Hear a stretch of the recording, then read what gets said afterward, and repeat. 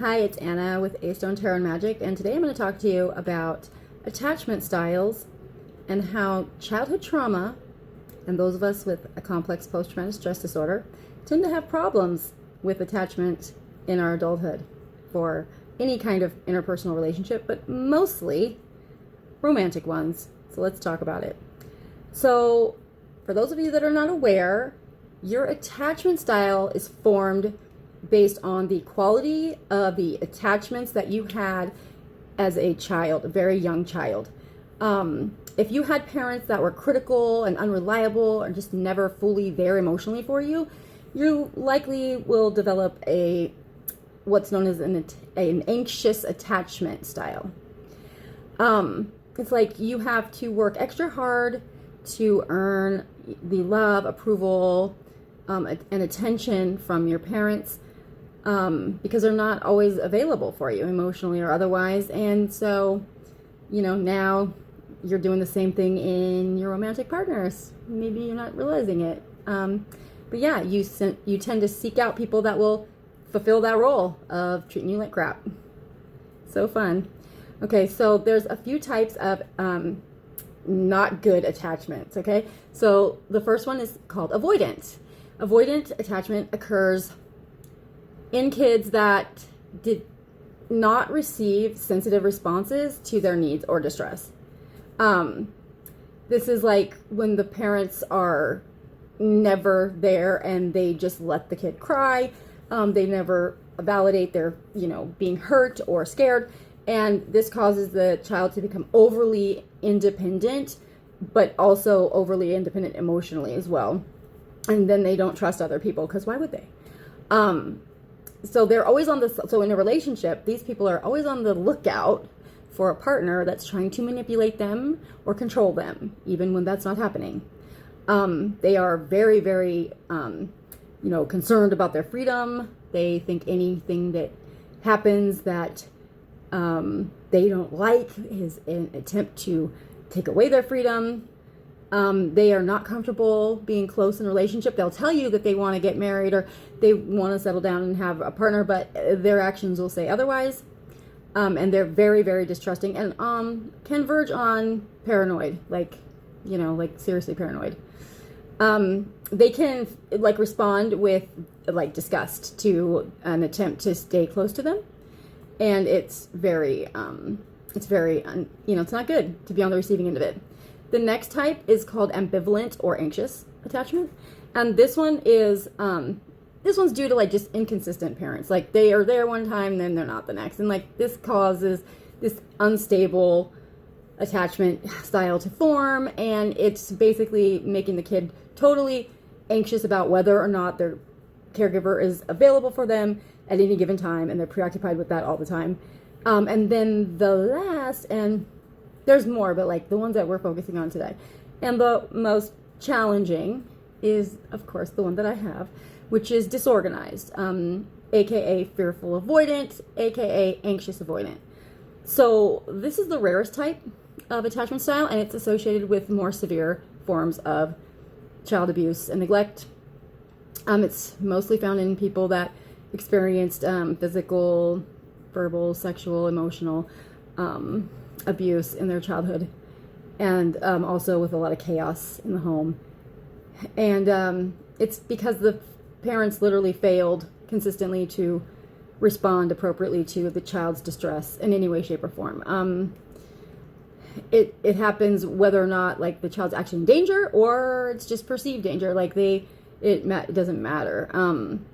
So as adults, we are inconsistent with our behavior and we really don't trust other people.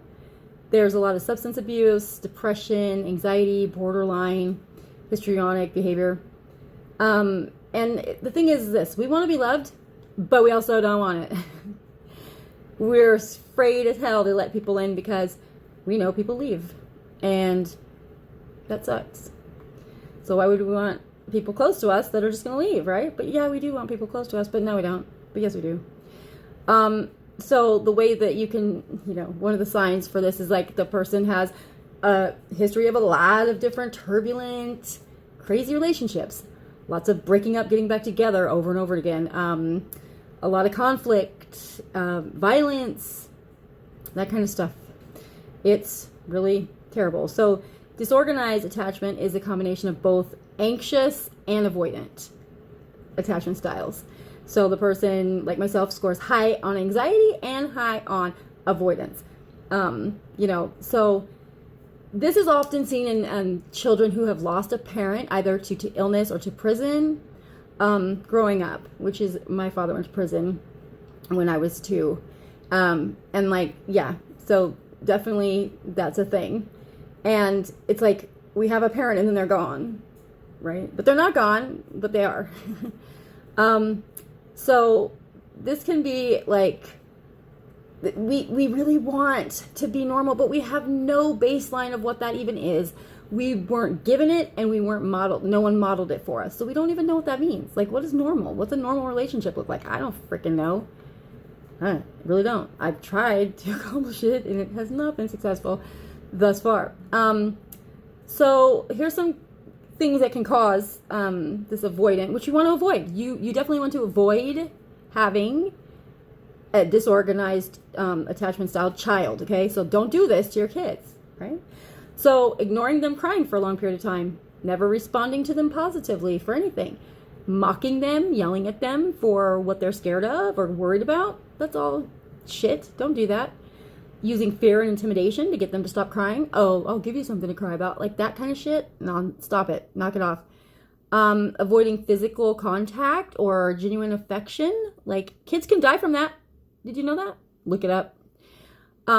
Not providing enough support or any support during vulnerable situations. Like, hello, my dad went to prison. Did anyone ever even ask me how I was doing about that? Nope, not once. And then also if a child's allowed to witness violence or abuse or neglect in the home. And if they're experiencing those things, then they certainly are witnessing them, aren't they? So how it looks in a relationship is this constant fear of rejection or abandonment and a difficulty trusting other people. Our behavior can be chaotic and unpredictable, intense patterns in our relationships. This extreme need for closeness followed by like an extreme need for space. And we can be aggressive towards our partners. We can. And we can have a fear of our partners at the same time too. And we typically have a low self-esteem, pessimistic worldview, some deep-rooted shame, depression or anxiety, feeling unloved, inadequate, or unworthy, right? And so the other thing here is too is that this disorganized attachment can relate to the shutting down of the dorsal vagal nerve. So normally this nerve serves as a positive function, helping the body to gently go back and forth between stimulated states and relaxed states, and it doesn't happen here. We're just constantly in the stage. Yeah, it's awful. So how can you tell? If you have it, here are some signs. You fear being rejected or hurt by the ones you love. You feel a depth of emotion and passion that's hard to explain. You don't think other people feel like you at all. Like, you feel things much more intensely. You have a polarizing personality. People love you or hate you. You're hot or cold, but never in the middle. You're very critical of yourself and you see things in black and white.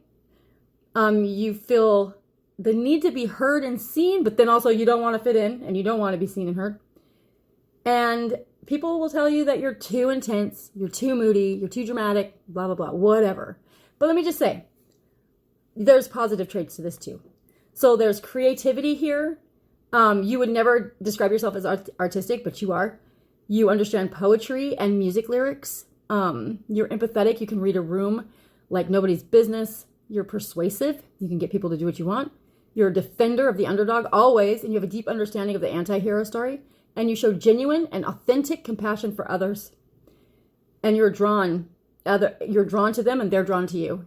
And you can heal other people. So these things are, like, this attachment style is terrible to have, but it also has its benefits and its perks. So, do your work, go to therapy, get better, so then you can heal the rest of them that aren't yet as far along as you are on your healing path. Okay? Next video, we're going to talk about what happens when this kind of attachment style meets up with an avoidant. Okay? See you later.